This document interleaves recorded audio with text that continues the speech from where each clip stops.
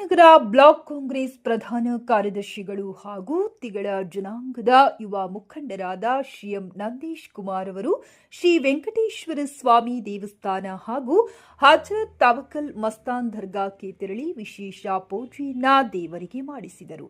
ನಂತರ ಕೆಪಿಸಿಸಿ ಕಚೇರಿಯಲ್ಲಿ ಕಾಂಗ್ರೆಸ್ ಅಭ್ಯರ್ಥಿಯಾಗಿ ಅರ್ಜಿಯನ್ನ ಸಲ್ಲಿಸಿದರು. ಮುಂಬರುವ ಜಿಬಿಎ ಚುನಾವಣೆಯ ಬೆಂಗಳೂರು ಉತ್ತರ ನಗರ ಪಾಲಿಕೆಗೆ ಸಂಬಂಧಿಸಿದ ಹೆಬ್ಬಾಳ ವಿಧಾನಸಭಾ ಕ್ಷೇತ್ರದ ವಾರ್ಡ್ ನಂಬರ್ 50 ದಿನ್ನೂರು ವಾರ್ಡ್ನಿಂದ ಪ್ರಬಲ ಆಕಾಂಕ್ಷಿ ಅಭ್ಯರ್ಥಿಯಾಗಿದ್ದು, ಇಂದು ಅವರ ಅಪಾರ ಸಂಖ್ಯೆಯ ಸ್ನೇಹಿತರು ಬಂಧು ಮಿತ್ರರ ಜೊತೆ ಕೆಪಿಸಿಸಿ ಕಚೇರಿಯಲ್ಲಿ ಅಭ್ಯರ್ಥಿ ಅರ್ಜಿಯನ್ನು ಸಲ್ಲಿಸಿದ ನಂತರ ಮಾತನಾಡಿದ ಅವರು, ಕಾಂಗ್ರೆಸ್ ಪಕ್ಷದ ನಾಯಕರುಗಳು ಹಾಗೂ ನನ್ನ ರಾಜಕೀಯ ಗುರುಗಳು, ಅಭಿವೃದ್ಧಿ ಹರಿಕಾರರಾದ ಸಚಿವರು, ಹೆಬ್ಬಾಳ ಕ್ಷೇತ್ರದ ಶಾಸಕರು ಶ್ರೀ ಭೈರತಿ ಸುರೇಶಣ್ಣನವರು ಆಶೀರ್ವಾದ ನನ್ನ ಮೇಲೆ ಇದೆ.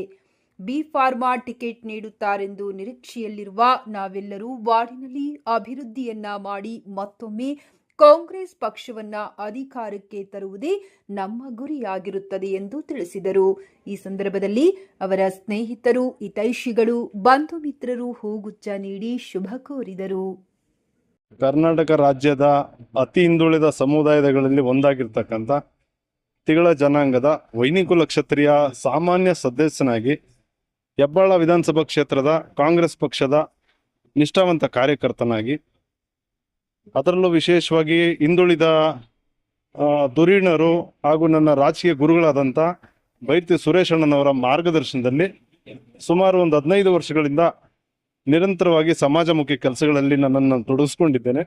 ಆಟಿನಗರ ಬ್ಲಾಕ್ನ ಪ್ರಧಾನ ಕಾರ್ಯದರ್ಶಿಯಾಗಿ ಕಾರ್ಯನಿರ್ವಹಿಸ್ತಾ ಇದ್ದೇನೆ. ನನ್ನದೇ ಆದ ಶೈಲಿಯಲ್ಲಿ ಹೆಬ್ಬಾಳ ಕ್ಷೇತ್ರದಲ್ಲಿ ಮತ್ತು ಆಟಿನಗರ ದಿನ್ನೂರು ಭಾಗದಲ್ಲಿ ನನ್ನದೇ ಆದ ಕಾರ್ಯಕ್ರಮಗಳನ್ನು ನೀಡ್ತಾ ಜನಗಳ ಪ್ರೀತಿ ವಿಶ್ವಾಸನ ಗಳಿಸಿದ್ದೀನಿ.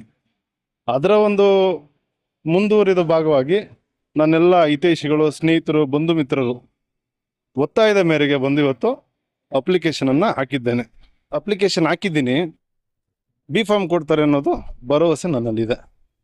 ಅದರಲ್ಲೂ ನಮ್ಮ ಕಾಂಗ್ರೆಸ್ ಪಕ್ಷದ ರಾಜ್ಯ ನಾಯಕರುಗಳು, ನನ್ನ ರಾಜಕೀಯ ಗುರುಗಳು ಭೈರತಿ ಸುರೇಶಣ್ಣವರ ಆಶೀರ್ವಾದ ಇದ್ದರೆ ಟಿಕೆಟ್ ಸಿಗುತ್ತೆ.